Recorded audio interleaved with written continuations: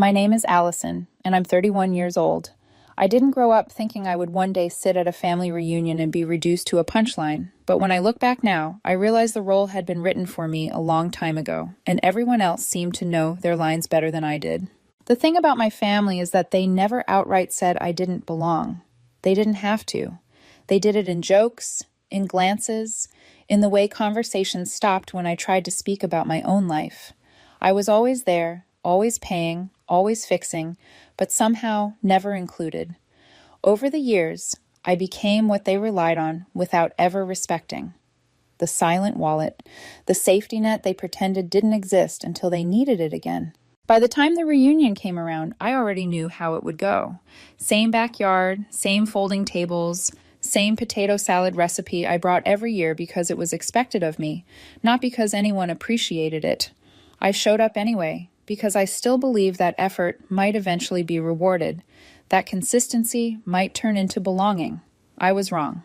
We were barely halfway through dinner when my sister laughed, loud and sharp, the kind of laugh meant to draw attention. She didn't even look at me at first. "I can't believe you still show up after all we've said," she said, finally turning in her chair like she was addressing an audience. No one gasped. No one defended me. A few people smiled awkwardly, waiting to see how I'd react. My mom raised her glass, not in a toast, just enough to make her words feel official. "She's useful," she said, her tone casual. "Not included." It landed harder than shouting ever could have. This wasn't anger. This was agreement. Around the table, heads nodded. Someone snorted into their drink. An uncle chimed in, calling me the golden ticket, the silent wallet. They laughed like this was a shared truth, like I wasn't sitting right there hearing every word. I didn't argue. I didn't defend myself. I just smiled, took a bite of the potato salad they always mocked, but never stopped eating, and said quietly, "Let me know how golden it feels in 5 minutes." No one paid attention. They never did when I wasn't paying for something. I pulled out my phone. What they didn't understand was that power doesn't always announce itself. Sometimes it just clicks a button. I froze the shared credit cards first. All of them. Gas, groceries, prescriptions. Then I opened the utility portals, water, electricity, internet, garbage, insurance, all set to auto-pay from my accounts, because it had always been easier that way. I revoked every single one. Then I moved to the subscriptions. Streaming services, music, family plans, every device but mine logged out in seconds. The shift in the air was almost physical. The lights flickered. Someone complained about the Wi-Fi. A phone disconnected mid-video. Confusion spread across faces that had just been laughing. My mom stood up, fear creeping into her voice as she asked what I thought I was doing. I didn't answer. I leaned back, finished my drink, and waited. By dessert, the screaming had started. By the time the brownies came out and the paper plates started making their second round across the table, the mood had changed so completely it felt like the yard itself had shifted. A few minutes earlier, they had been laughing like they were invincible, like the rules of our family were permanent, and I was just a fixture, a chair that happened to pay bills. Now the laughter was gone, replaced with frantic tapping on phone screens, and people looking around as if the solution might be hiding behind the cooler of sodas. It started small. Someone complained the Wi-Fi was acting up. Then one of my cousins muttered that his video froze and wouldn't load again. My sister rolled her eyes and said the internet always sucked at reunions. But then my mom's phone chimed, and the expression on her face changed from annoyance to confusion. She refreshed whatever app she was staring at, once, twice, then looked up like she was expecting someone else to explain what she was seeing. A low thud came from the AC unit, followed by a metallic whine that sounded like something giving up. The kitchen lights blinked in that ominous way they do right before they go out for good. My uncle's jaw tightened as he lifted his phone, held it up like he could catch a signal by force. My sister snapped at my dad, asking if he paid the electric bill this month. My dad's face went flat and uncomprehending, the way it always did when he was confronted with anything he didn't want to deal with. They started accusing each other first. That was the predictable part. My aunt blamed my uncle for forgetting to transfer money. My cousin blamed the internet provider. My mom blamed my dad for not calling the utility company when the last reminder came in. Everyone spoke at once, voices overlapping. The old familiar chaos of people who never planned because they assumed someone else would fix it. Then, like a wave, their eyes turned toward me. It wasn't even dramatic. It was instinct, the same reflex they'd had for years, the same silent agreement that if anything broke, I was the one who would patch it. My sister was the first to speak, voice sharp, already blaming. "What did you do?" she demanded, like I was a child who'd spilled juice on the carpet. My mom didn't sound angry. She sounded scared, which was almost worse. "Allison," she said slowly, like she was trying not to trigger me, "this isn't funny." I didn't move. I didn't even look around. I just watched them cycle through the stages I'd seen 1,000 times. Denial to confusion, to panic, to rage. The fridge beeped loudly with a power fault, the kind of relentless beep designed to make you act. My mom's pharmacy app popped up a notice about a failed prescription renewal. My sister's banking app wouldn't load, and she swore under her breath, like the universe had personally insulted her. My dad's truck key fob didn't unlock the doors on the first click, and I watched him press it again and again, like repetition might fix consequences. "This isn't what family does," my uncle snapped, voice rising. "This is petty, vindictive." My sister leaned forward, eyes flashing. "You're not God," she said, like that was supposed to put me in my place. I finally spoke, still calm, still almost gentle.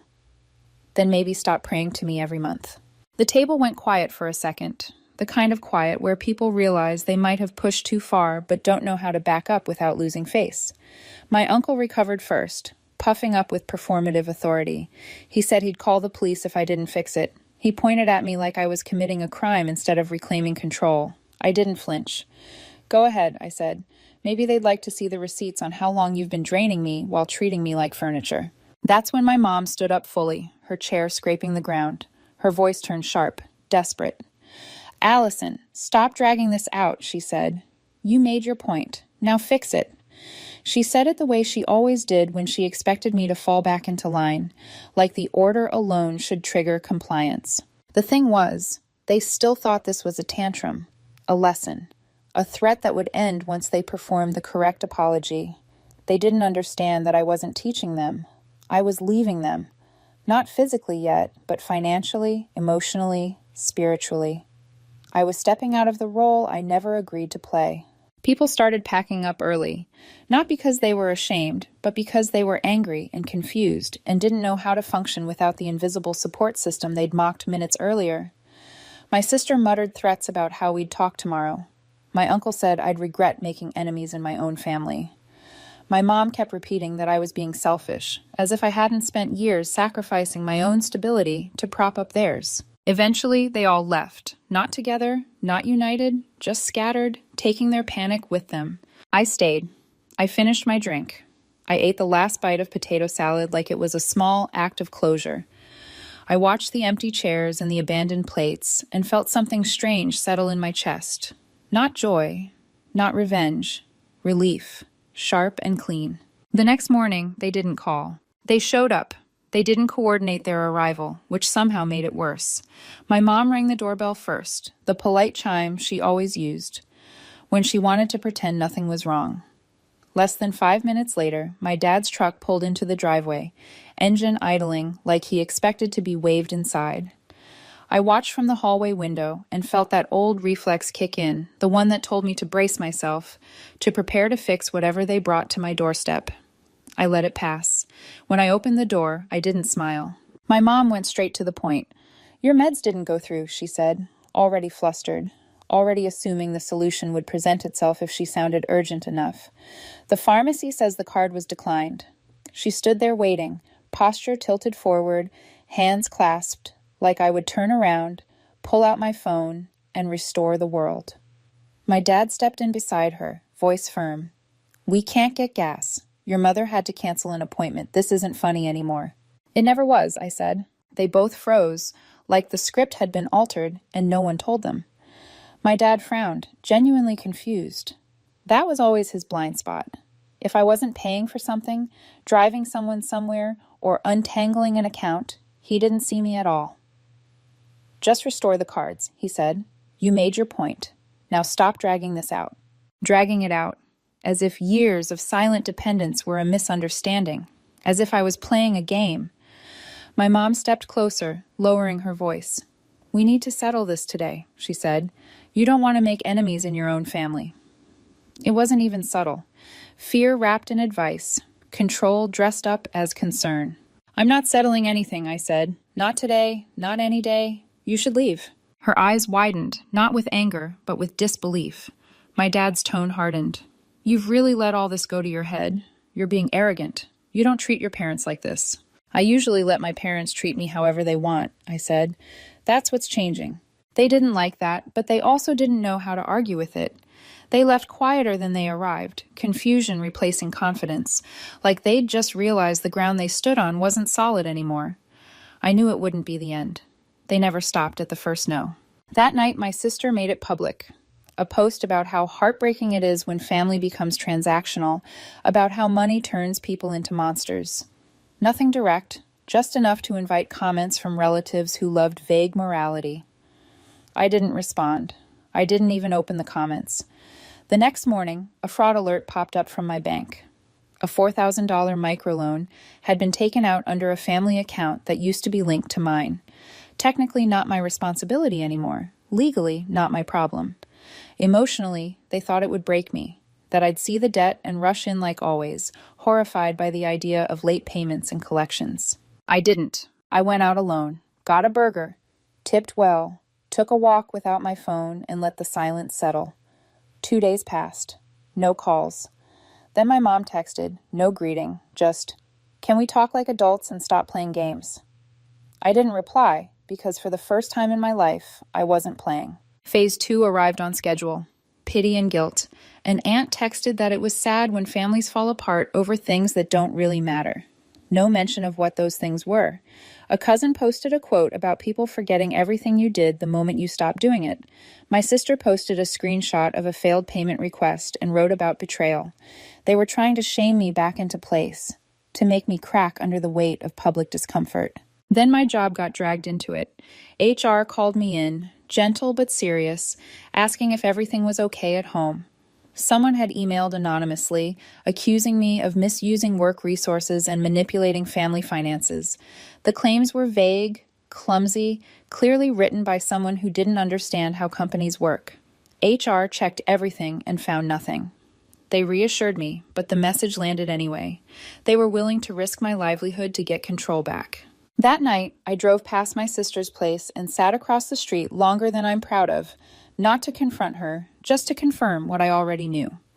The next morning, my dad called and left a voicemail about my mom not eating, about the family falling apart, about how she might need to go to the hospital. I didn't call back. I'd heard that script before. But later that evening, a pharmacy reminder pinged on my phone, one I'd forgotten to turn off. My mom hadn't picked up her meds in 6 days. I drove over. The porch light was on. No one answered the door. I let myself in with the spare key and found them upstairs watching a game show, a pizza box open between them, bottles of soda on the nightstand. My mom looked surprised to see me. My dad didn't look at me at all. I stood there, took it in, and left without a word. The next morning, I changed every password to every account that still had a thread connecting us. I revoked access to everything. I changed my phone number. 3 days later, a sheriff's deputy knocked on my door with a formal notice. My sister had reported me for financial harassment. It was nonsense legally, but it meant paperwork, time, and the stress of being dragged into something I hadn't started. I cooperated, sent records, timelines, receipts. It turned out she'd been using one of the cards I shut off to buy clothes and food delivery under my name for months. She withdrew the complaint. No apology, just silence. Then my parents showed up again, unannounced, holding a manila envelope like evidence. Inside were printed statements, lists of expenses, receipts stacked into a total. "We're not asking for money," my mom said quickly, "just understanding." Every word circled back to the same place, that I had something they didn't, that I owed them for having it. "I'm not your emergency exit anymore," I said. They left without yelling. A few days later, I saw a new alert tied to my name. Another loan. Same amount. Same tactic. They thought I'd break. I didn't. Weeks passed. The calls stopped. Then one morning, they returned with a receipt showing the loan paid in full. Cash. They'd sold the dining room furniture to do it. The table they'd guarded for decades. I'm not your safety net, I said. If you want any future at all, stay out of my life. They nodded and left. 4 months passed without a word. Then a letter arrived, a list of everything I'd ever covered, written out in bullet points, ending with a single line acknowledging the cost. No apology, just recognition. I didn't respond. The silence that followed was different, real. And for the first time, it didn't feel like something was about to snap. It felt like the end of a role I never agreed to play. The silence after that felt manufactured, like the kind that isn't peace so much as people regrouping. I knew my family too well to believe they were done. They'd lost the private leverage, so they moved to the public kind. Control doesn't disappear when it's challenged. It just changes shape. It started online. Nothing direct, nothing actionable, just enough to seed a story they hoped would grow legs on its own. My sister shared another post about betrayal and being used, careful not to name me, careful to let everyone else connect the dots. Aunts chimed in with prayer hands and sad face emojis.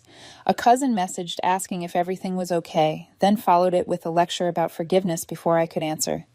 It was all framed as concern, which is how pressure sneaks past boundaries. If they could make me look cold and unreasonable, they could justify everything they'd done to me for years. I didn't respond. I learned a long time ago that arguing with insinuations only feeds them. Instead, I documented. Screenshots, dates, messages. I kept a clean timeline, not because I planned to retaliate, but because people who try to control narratives often escalate when they realize guilt alone won't work. They escalated. A second anonymous message went to my workplace, this one subtler than the first. It questioned my professional judgment, implied I might be emotionally unstable, suggested my family issues were bleeding into my work. HR called me in again, this time with legal present, and I felt that familiar tightening in my chest. But facts are louder than insinuations. My performance reviews were solid. My accounts were clean. The allegations fell apart the moment they were examined. HR apologized for the disruption. I thanked them and went back to my desk, calm on the outside, simmering on the inside. That night, my sister tried a different angle. She texted me directly for the first time in weeks. No greeting, just a photo of a past due notice and a line that read, "This is what you've done."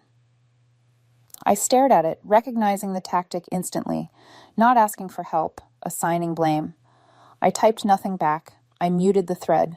The next morning, a distant relative called to tell me my parents were telling people I'd changed, that I'd become obsessed with money, that success had turned me cruel. I thanked her for the update and ended the call. It was almost impressive how consistent the story was. If I wasn't saving them anymore, I must be the villain. If I wasn't bleeding, I must be heartless. The pressure reached its peak when a process server showed up with a notice that wasn't a lawsuit but wanted to look like one.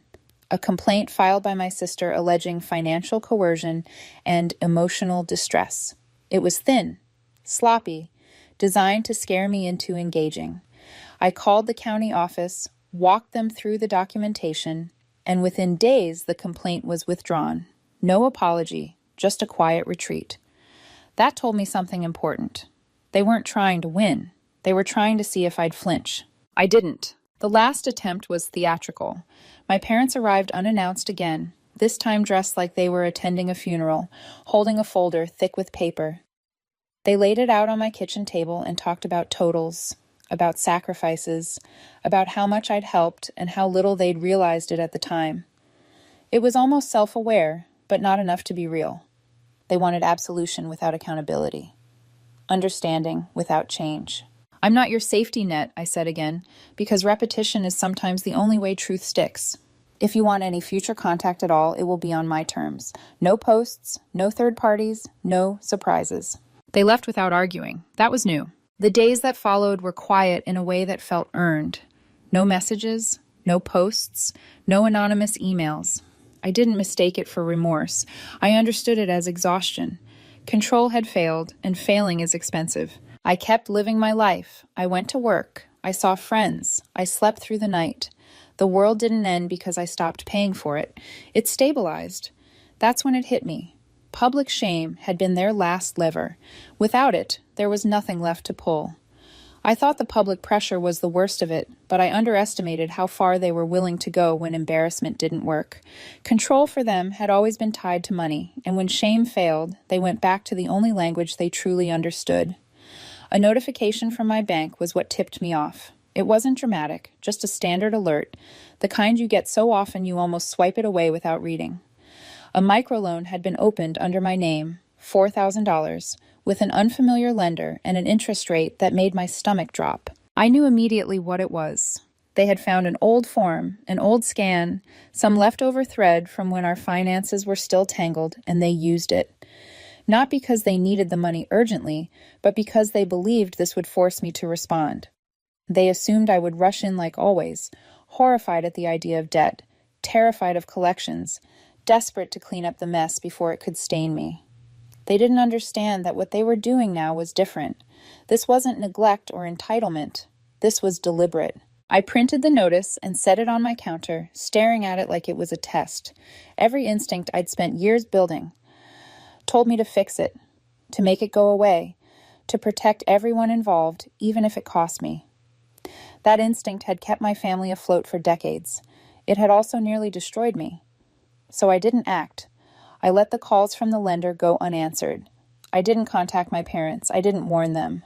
I let the consequences unfold exactly as they were designed to. Days passed, then weeks. The silence stretched until it became uncomfortable, even for them. When they finally showed up again, they looked different, not angry, not indignant, tired. My mom held an envelope out to me with shaking hands. Inside was a receipt showing the loan paid in full, cash. I asked where it came from, and my dad admitted they'd sold the dining room table, the one piece of furniture they'd always treated like a family heirloom. The table where holidays had been staged, where appearances mattered more than feelings. That was when it finally clicked for them. Not because I yelled or demanded, but because for the first time, they had to sacrifice something real instead of asking me to do it for them. "I'm not your emergency exit anymore," I said quietly. "You don't get to hurt me to save yourselves." They didn't argue. They nodded, like people who finally realized the door they were knocking on was locked from the inside. After that, they disappeared. No texts, no posts, no surprise visits. A letter came weeks later, listing everything I'd ever paid for, every bill, every rescue, ending with a single line acknowledging the cost. It wasn't an apology. It was acceptance. I didn't respond. Stop. Part 6. I was never your safety net. The quiet that followed wasn't empty. It was full in a way I hadn't known silence could be. My phone stopped buzzing with guilt and obligation. My weekends belonged to me. I slept better. I laughed more easily. The world didn't collapse because I stopped holding it up. It adjusted. That realization felt like the final release of a weight I'd been carrying since childhood. I heard things through the family grapevine, of course, that I'd changed, that I'd become cold, that money had ruined me. None of it bothered me the way it once would have. They were right about one thing. I had changed. I stopped confusing sacrifice with love. I stopped believing that being useful was the same as being valued. I stopped letting other people define my worth by what I could provide for them. One afternoon, months later, I ran into an aunt at the grocery store. She looked at me carefully and said, "You seem lighter." I smiled because it was true. I didn't need to explain. People who wanted to understand already did. People who didn't never would. The last time my sister reached out, it was brief. 2 words. "You win." I stared at the message for a long time before deleting it. This was never about winning. It was about survival. About choosing myself in a family that never had. Winning would have meant they learned something, and I wasn't sure they had. But I had, and that was enough. I no longer live in reaction to their needs or their chaos. I live in a space where my time is my own and my boundaries are respected because I enforce them. I don't feel anger when I think about them anymore. I feel distance, and distance, I've learned, can be an act of compassion when closeness only ever meant harm. I was never their safety net. I was their silence, their convenience, their golden ticket. And when I stepped out of that role, everything they built on it collapsed. Not because I destroyed it, but because it was never meant to stand without me. That's not revenge. That's clarity.